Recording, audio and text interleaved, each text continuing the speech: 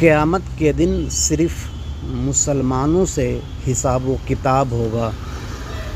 جو بدعقیدہ ہے یا کافر ہے اس سے کوئی حساب و کتاب نہ ہوگا، اسے بغیر حساب و کتاب جہنم میں ڈال دیا جائے گا۔